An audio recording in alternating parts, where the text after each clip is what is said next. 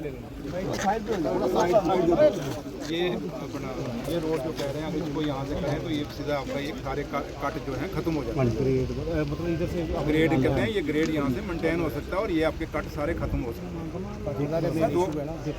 तो ये मैं आपको बताता हूँ सर, पता क्या, ये कट सारे ठीक हो सकते थे, लेकिन जैसे थी ना ये सड़क, इन्होंने वैसे ही बना दी, कोई कट नहीं काटा इन्होंने पीएमजीएस में। वही पूछ रहा हूँ, अब आप लोग हाजिरी लगाओगे सारे पे मेरी बात बोल जाएगी। मुझे अपने दिमाग था ये टेंडर पहले बिलो गया था, फिर इस टेंडर को आपने अवॉर्ड किया सर, ठीक है, फिर काम लाट हुआ। उसमें ये जब काम लाट किया गया, कौन था अपग्रेडेशन के टाइम में, कौन था?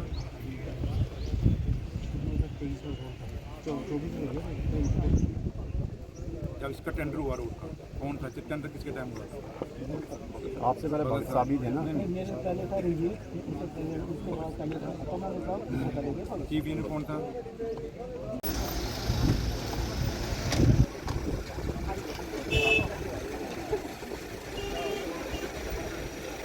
Deputy chief Surendra Chaudhary.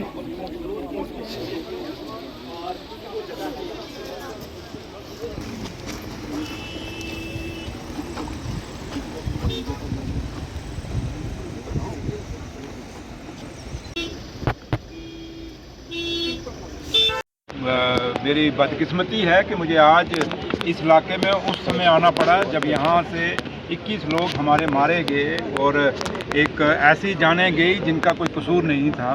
और कहीं ना कहीं मैं कल ऑनरेबल चीफ मिनिस्टर साहब ने भी उधमपुर का टूर किया था और उन्होंने भी काफ़ी इस पर कंसर्न शो किया था। और आज सुबह मैं भी उनसे पूछ के आया हूँ और मैं देखना चाहता था जिस मोड़ पे, जिस रोड पे इतना बड़ा हादसा हुआ है तो किसकी गलती है, क्या है।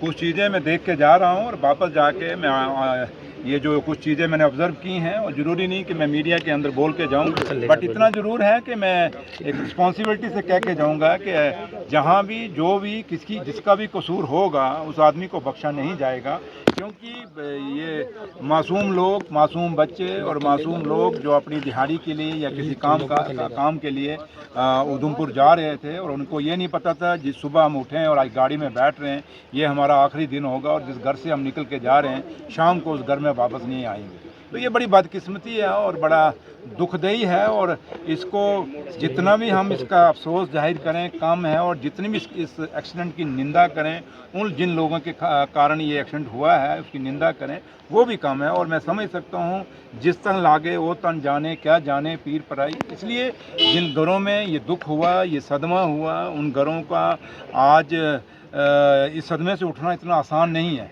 और ख़ास करके उन घरों का जिन घरों के पूरे परिवार में से लोग चले गए हैं।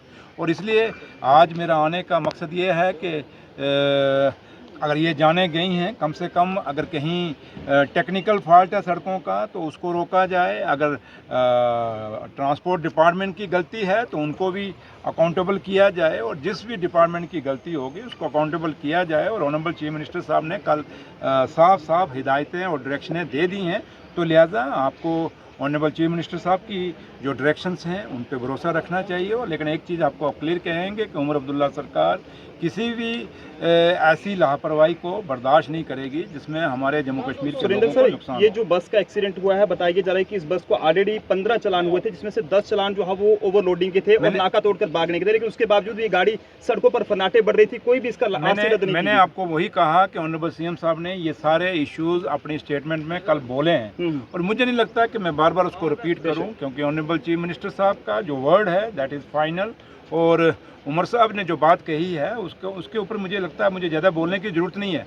जब उन्होंने कह दिया कि किसी को भी नहीं बख्शा जाएगा जिस जिल्स डिपार्टमेंट की भी इसमें गलती पाई जाएगी, और जब आज जम्मू कश्मीर का डिप्टी चीफ मिनिस्टर उस जगह पे खड़ा है जहां वो हादसा हुआ है, तो आज समझ सकते हैं कि उमर अब्दुल्ला सरकार इस हादसे को कितना सीरियसली ले रही है, कितनी गंभीरता से ले रही है, और ये जाने हमारे लिए कितनी इम्पॉर्टेंट थी, हमारे लिए कितना मायना रखते हैं, वो इसी बात से आप अंदाज़ा लगा सकते हैं कि कल ऑनरेबल चीफ मिनिस्टर साहब, ऑनरेबल हेल्थ मिनिस्टर स्कीना इटू जी और ट्रांसपोर्ट मिनिस्टर साहब यहाँ पे उधमपुर में थे, और आज जम्मू कश्मीर का डिप्टी चीफ मिनिस्टर उस साइट पे है। तो यहाँ से आप अंदाज़ा लगा सकते हैं कि सरकार बड़ी गंभीर है और इस हादसे को हम खाली एक रूटीन का हादसा लेके नहीं जाएंगे, बल्कि इस पर कार्रवाई होगी ताकि आने वाले वक्त में सर कोई ऐसा लोगों को ना एक गुंजाइश समस्या आ रही है कि जो रामनगर से ककोड़ या कुनाला तक जा रहे हैं उनसे जो है वो उधमपुर का चार्ज जो है वो बस वाले ले रहे हैं सर, वो बहुत समस्या है इसमें। ये मैं बात अपने नोटिस में लाई है, यहाँ जिम साहब मेरे साथ हैं, ये भी इसका कॉन्फिडेंस लेंगे और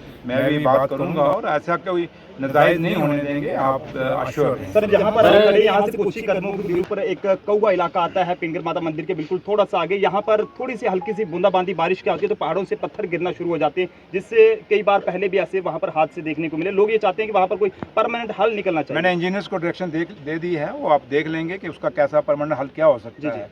जो भी हल होगा उसका निकालेंगे और जितना भी हो सका कि लोगों की हित के लिए, लोगों के हक में जो कुछ भी हो सके, अच्छा हो सके, बेहतर हो सके, उसके लिए करेंगे। Thank you sir.